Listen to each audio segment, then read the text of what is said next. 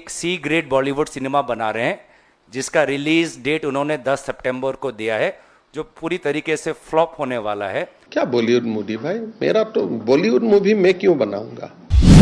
10 सेप्टेम्बरत रास्तात ওলাব নোৱাৰা অৱস্থা হ'ব গৌৰৱ গগৈ। 10 তাৰিখে ৰাস্তাত ওলাব জাগা নোহোৱা হ'ব। 10 সেপ্টেম্বৰত মই ফাদিল কৰিম পাকিস্তানী সেনাৰ সৈতে তেওঁৰ সম্পৰ্ক। So 10 September I am going to reveal their relationship with Pakistan Army, their relationship with the Interior Department of Pakistan. বহুত গভীৰভাৱে জড়িত হৈ আছে পাকিস্তানৰ লগত। বহুত ডিপলি ইনভলভ হৈ আছে পাকিস্তানৰ লগত। আৰু ইমান সিম্পল কৈ কৈছে যে মোৰ ওয়াইফ তাতে আছে গতিকে মই তাত গৈছিলো। নো, এই মানুহজন খুল্লা পাকিস্তানৰ এজেন্ট হয়। সংবাদ মেলযোগে আজি গৌৰৱ গগৈ কৈছিল, वो बार बार अपना एक बहुत ही एक सी ग्रेड बॉलीवुड सिनेमा बना रहे हैं जिसका रिलीज डेट उन्होंने 10 सितंबर को दिया है, जो पूरी तरीके से फ्लॉप होने वाला है। क्या बॉलीवुड मूवी भाई, मेरा तो बॉलीवुड मूवी मैं क्यों बनाऊंगा।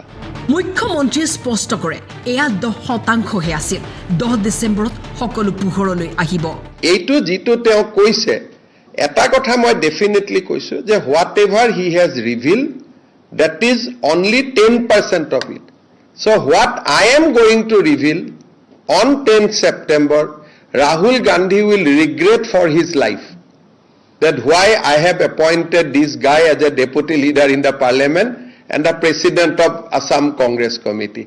Aji jikhini koisu 10%, moi aji apnalokok directly koisu je his wife and he is very deeply involved in anti-India activity. And I am going to prove it. তেওঁ যেটো পাকিস্তানত গৈছে, মই আজি আকৌ এবাৰ কৈছো মোৰ কথা প্ৰত্যেকটোৱে সঁচা আছে। ঘৈণীয়েকৰ লগত এটো কোনো সম্পৰ্ক নাছিল। That was his own independent visit. এবাৰ গৈছে, দুবাৰ গৈছে, তো পাসপোৰ্ট আমি যিমান পাম সিমানেই। মইতো কৈছো তেওঁ নেপালতো এবাৰ গৈছিল। তেওঁ নেপালৰ পৰা ক'ত গৈছে এটো কোনে জানে। গতিকে কিন্তু তেওঁ যেটো আজি কৈছে যে মোৰ পৰিবাৰ তাত থকাৰ কাৰণে গৈছিল, that is false. No, তেওঁ লৰা ইণ্ডিয়াত জন্ম হৈছে। তেওঁ লৰা 7 বছৰ ইণ্ডিয়ান সিটিজেন হোৱাৰ পিছত ব্ৰিটিছ কৰিছে। ইমান অসত্য কথা ক'ব নালাগে।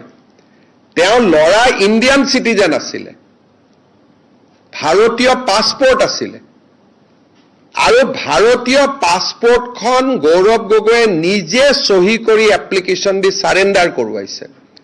কৰাই পেলাই ব্ৰিটিছ পাসপোৰ্ট লৈছে। আৰ গৌৰব গগৈ লড়াৰ জন্মস্থানটো চাই লওক, তেতিয়া কোভিড দূৰতো নাছিল। আপোনালোকক যিমান পাৰে মিছা কথা কৈ বুৰ্বক বনাই আছে, মই এইটোৱে কৈছো। মুখ্যমন্ত্ৰীয়ে পুনৰ উল্লেখ কৰে গৌৰৱ গগৈ প্ৰশিক্ষণ ল'বলৈ পাকিস্তানলৈ গৈছিল। Very serious allegation, very serious allegation, and I am again as a chief minister of Assam, I am repeating, his visit to Pakistan was to get a training, nothing to do with his wife. Because at that time his wife was not in Pakistan, wife was in India. মাত্ৰ বাচ্চাও 3 মাহ সকলো ফাদিল হ'ব। তেওঁৰ পত্নী ভাৰত চৰকাৰৰ বিভিন্ন গুৰুত্বপূৰ্ণ তথ্য সংগ্ৰহ কৰাৰ লগত কেনেকৈ জড়িত, পাকিস্তানী সেনাৰ সৈতে তেওঁলোকৰ সম্পৰ্ক কি, পাকিস্তানৰ ভিতৰুৱা চোৰাংচোৱাৰ লগত কি সম্পৰ্ক, সকলো ফাদিল হ'ব। I have documents to prove that his wife is involved of collecting various intelligence output of government of India, and it is directly linked. I have report in my hand.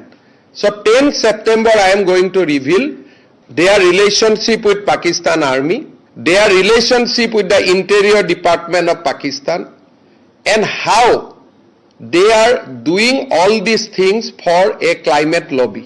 So I cannot 10 September leke rokhi rakhok, aji jikhini koise pressurot pori koise, aji kiyo koise Bhupen বৰাক ভঙাৰ আগলৈকে কথাখিনি কোৱা নাই। সভাপতিৰ কাগজখন লৈ পেলাই আজি এখিনি কথা কৈছে।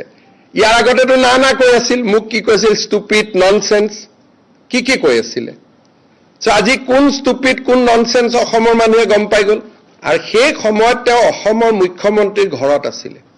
দেউতাকক কৈ গৈছিল নে নাই পাকিস্তানত যোৱাটো? দেউতাকেতো এছবিত খবৰ দিব লাগিছিল যে মোৰ ল'ৰা পাকিস্তান গৈছে। Did he inform his father? News desk, time 8।